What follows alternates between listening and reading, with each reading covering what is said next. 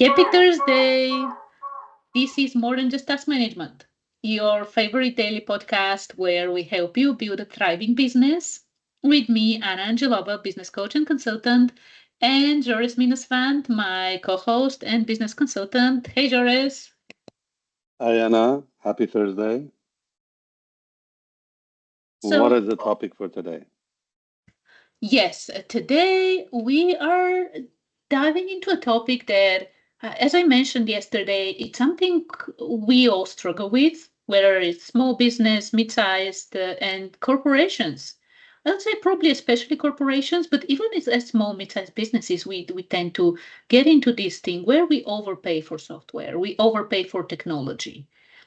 And I know we have mentioned this before, but one thing that we had conversations around the topic before, where it's like we have a certain tool, and then this tool we know that it we are using it for like one function or one feature it has. It has 10 more features, but we are not using it. We go and get another tool that has like, kind of overlaps with the first one, and we're using a feature that overlaps. And it's like even with small businesses, we tend to overpay. We tend to get more tools than we need, and like even thinking about like I would give an example with us as well. So when you think about it with scheduling software, like scheduling, we do have our own system with scheduling, and this one I think it's based on uh, uh, Calendly. Yeah, I think ours is based on Calendly for scheduling. So part of the things that we've already paid for some of these things, like it's with Calendly's functionality and for scheduling, where people can come and schedule, they can see our availability and schedule. Now, Microsoft, like you know that we are using, if you are a regular listener, you know that we use Microsoft Stack. And the Microsoft Stack also has booking functionality. Is it at the level of Calendly? No. Could we use the built-in booking from Microsoft? Absolutely. It has uh, all the necessary features for simple bookings that we do.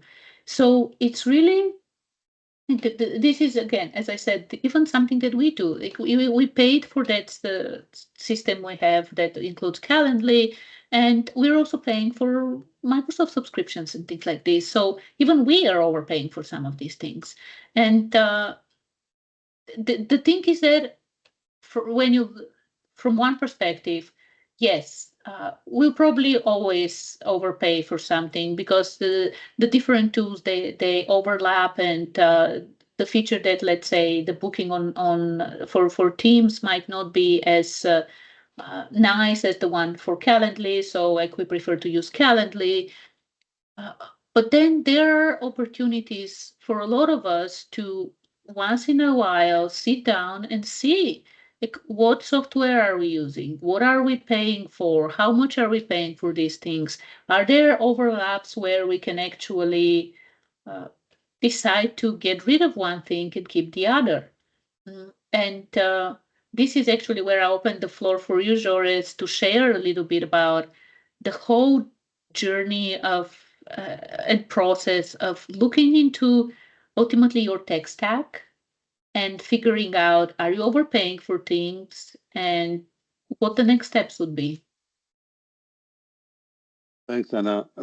I think we talked about this about a month and a half ago in one of our episodes. I don't remember. I think it was the tech, how to pick a tech or for your business, or one of those episodes where the reason behind everything that you mentioned, and everything you mentioned is true, is because we jump to technology right away. We don't start with the business process. We don't look at what we're actually automating or digitizing or digitalizing, and we jump to technology because I Googled it and Google said this is the top CRM for law firms. Or I was at a pool party and I read two of the people there said they're using this. Or so it's okay to get to take other people's opinions and Google ratings into consideration. However, when you talk about the features and maximizing the return on investment ROI on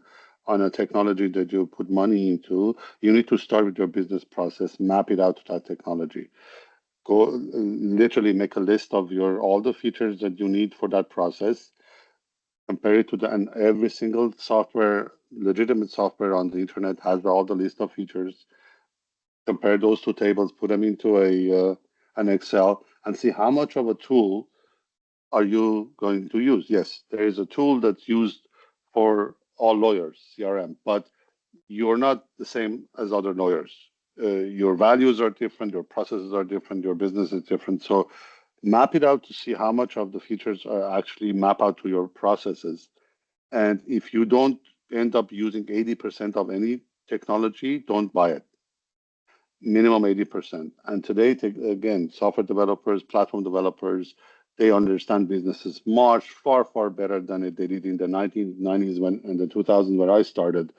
They were mostly single function and they were all delivering a technology function like email, a communication function. But now, when you if you look at some of the CRM systems that even the one we're using, it has invoicing, it has notification, it has customer journey. It allows you to set up salespeople so they understand the entire business before they build a platform. So it's on you to understand how that platform applies to your business, fits within your business to make 80%. That's for the adoption. And then when it comes to the usage, always also understand the usage of are you using it the right way? Are you using it in the right time? And I think you like this example that I have many moons back. I used to consult for a company called Direct Energy. They don't exist anymore, so I can name them. They left Canada. Um, there was a division that did all the consumer reporting for US, and I was in IT, and I was flipping from IT to business, and I saw an order for them to purchase 4 new servers, year-end money left over. And I actually went to the IT manager and I asked server manager team and I asked them, Adrian, and I said, stop the order. They don't need more servers. So 2, 3 days later went by and the VP saw the order stopped and they asked them and they said that I had stopped it. So he actually called the director for our division, asked them to fire me because I had stopped one of these orders. So it turned into a very big, like exploded. So our CTO, everybody got on a call with their president, and I showed them a report of usage, a report on their report usage. So what had happened was every day their VP by 11:30 a.m. needed all the reports on his desk consolidated. So everybody came into work at 7:30. They pounded the system, one server, to its max, where it would completely run out of CPU and memory to give the reports to the VP at 11:30. After 11:30, by 12, from 12 p.m., which is noon, until 7:30 the next morning, which is almost 19 hours, the servers were dead. I'm talking like less than 5% usage. And they were going to buy 4 more servers to do the same thing. When I showed them the actual picture of how they use the system, the president was just sitting there, like looking at the screen, like, huh? They had no idea how they're using it, and they were about to spend $250,000 in 2006 for more servers, which and the results would have been the same. They would have had zero improvement. So she asked, he said, so what do we do? What is the solution? I worked with her team. Actually, 90% of the reports could have been automated, which we did, that ran from midnight to 7 a.m. So actually, a lot of the work before when they came at 7:30, they didn't need to scramble until 11:30. All the work was done by the machines. So we took that one server and we utilized it to almost 90%. And after almost a week, 2 weeks, when we implemented all the new systems, the server utilization, the ROI on the server that they had, went up to 85%.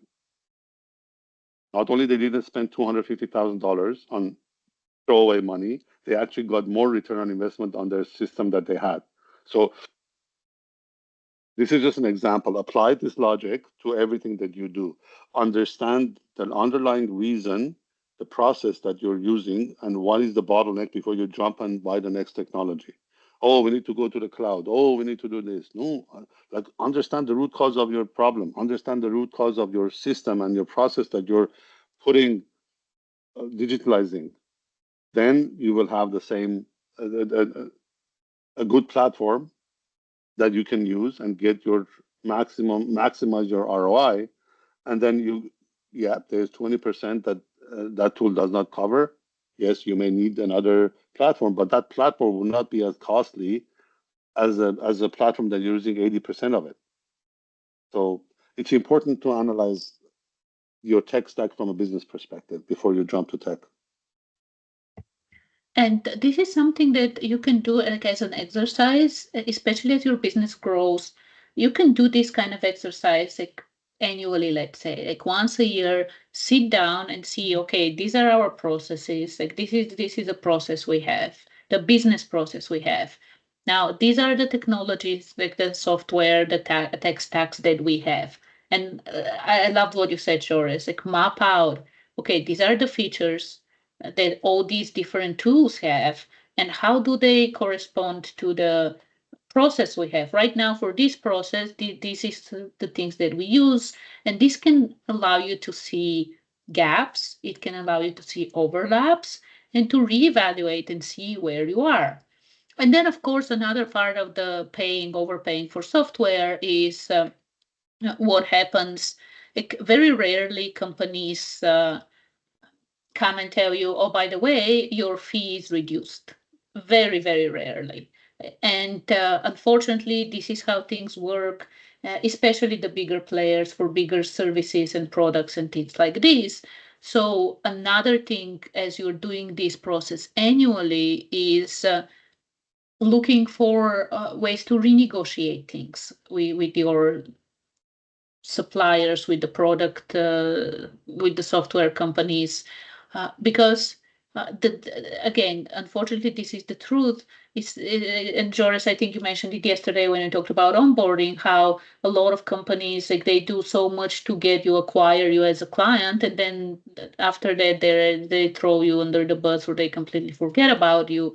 And this happens. This happens. So as you are doing this kind of annual review, whether you're overpaying for something, it gives you an option to look at what's available in the market, what's available in terms of like how it matches your business, what the prices look like, and see whether there are opportunities. And sometimes companies grandfather you at a good price, but other times they grandfather you at the price where they have something way better that's cheaper, and you are grandfathered at the old price with the old product.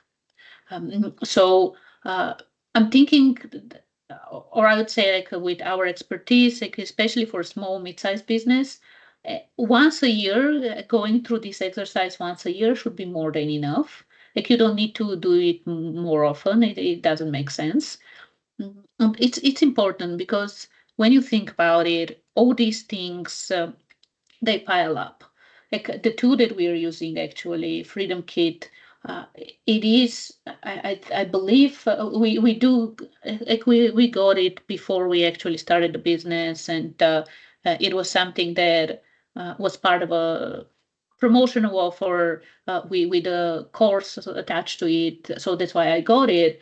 But ultimately, what they were saying about it, and I know this from my own experience as well, like when you add all these different components, so being able to send emails, the functionality, that booking functionality, scheduling functionality, website, like all these different things, when you add them, it's like $100 here, $100 there, 100 20 a month for this one, 50 a month from this one, and suddenly you have like 20 tools. Each of them is anywhere from $20 to $100 a month. And you're paying for these kind of things. You're paying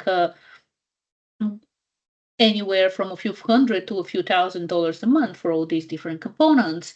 And this one actually consolidates all of them, but the price is $500 a month for regular subscribers, like people who use these things. So uh, looking for what's out there, looking for things that are available once in a while, and being able to reevaluate things, it adds up. It adds up, even if you think about like a few dollars here and there. And especially, as I said, for small businesses like us, it makes a difference. Like being able to save $200 a month, for example, it's a significant saving. Totally agree. Every dollar counts, and that's when we talk about ROI. Well, there are two things when it comes to technology and even running a business processes. One is the ROI, but the other one is the total cost of ownership. Right?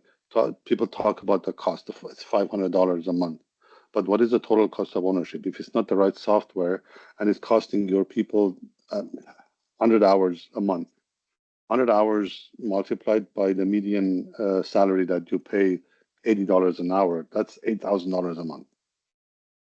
So your actual value of the cost of, sorry, not value, the total cost of ownership of the software that you have that's not the right fit, it's 8,500 a month, not 500 that you actually see on as a line in the invoice. There's hidden costs of not having the right tech stack are also really uh, I don't know, showstoppers, I want to say, or business killers. They're the silent killers where you don't see. We had a software that the CISO of the company told us is $20,000. Just implement it and we'll use it. It's an amazing software. 6 months later, and I think we spent $800,000. The software was so bad when it went to Centrica, which was the head office in UK. Centrica security team actually shut it down, and they said this is not a secure software. We will not at all use this software. And when they shut it down, we shut it down here. So wrong choice. And again, I don't want to get political, but choose the right software for the right process, and both your return on investment will be quick and your total cost of ownership would be low. And like you said, every year, make sure you revisit it every 6 months to a year. You mentioned something really key. So I know what I've been sharing has been a lot focused on pricing and how much you're paying. You mentioned something really key with when it comes to overpaying, their hidden costs. And you said total cost of ownership. And price alone absolutely is not a defining factor, because let's say, like you said, you get something cheaper on the market, but this thing that's cheaper on the market, it doesn't actually talk with your other systems. Mm, and which means that you need more manpower, or you need turnarounds, like you need to build something to help it talk, or you need people to do things manually, extract from here to import there. And like you said, suddenly, instead of comparing, oh, now I'm paying $20 where I was paying $50, you're not paying $20 a month, because your people spend 5 hours a month to actually connect things, which, like you said, if it's like one person spending 5 hours a month, this is already can be already, even at a minimum salary, like someone who is, I don't know, $20 or something like this, it's still like $100. So you're paying 120, where before the cost was uh, 50. So definitely uh, thinking about the cost, the total cost of ownership, the total process, the complete process. And that's why a lot of business owners, and a lot of, not just business owners, Jores, you've worked with, corporations where they need help, like people there need help to consolidate things, to make the right choices. And now that we're working with business owners, like a lot of small, mid-sized business owners, that's why they come to us. They need help. They need that outside perspective of someone with experience who comes in and looks at the whole picture and is like, this one might be cheaper on paper, but this is how much it will actually cost you. So you'd better go with that one. And this is what we do with the Thrive 360 consulting solution, business solution. Like one of the things we do, looking at the systems you have, the tech systems you have, the software you have. How are you using it? Are you using it? Is this the right one for you or not? And the link is in the description, so you can check it out. And we do work with only 2 to 4 clients a month. Like this is by application, because we want to keep the consulting very valuable and really make a difference for every client we work with. So if you need help with especially your software stack and like looking at this part of your business, go and check the application and apply, because like, as I said, we do work with just a few clients every month, and we can add you to a wait list depending on our workload. But you can go check it out so we can get back to you and let you know if this is where you might need some help. Because yes, the conversations we have in the podcast, they are helpful, and we do provide a lot of experience and viewpoints where, like, when you talk about overpaying, like how many people will actually expand your view into it's not just the price but the total cost of ownership. And you can try it on your own, of course, but again, if you need help, we are here for you, and we'll be glad to jump on a call and talk about this. Yeah. Yeah, absolutely.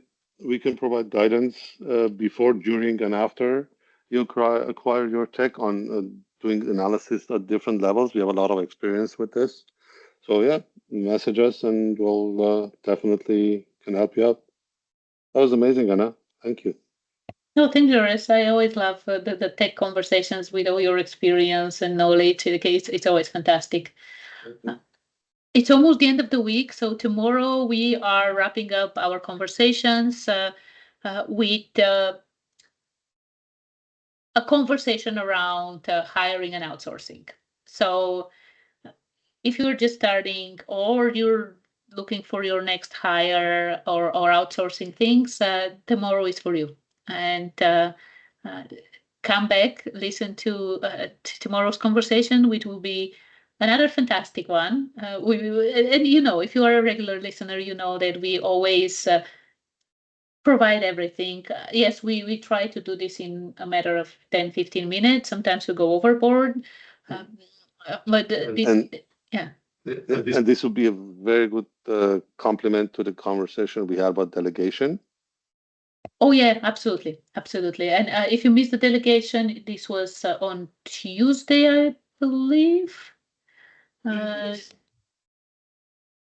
yeah, that's correct. That's correct. So absolutely, come back tomorrow and enjoy today. Have a wonderful, wonderful day. You are doing amazing. Being a business owner is an adventure every single day, and as fellow business owners, we are honored to be part of your journey. And we'll be back tomorrow. Bye.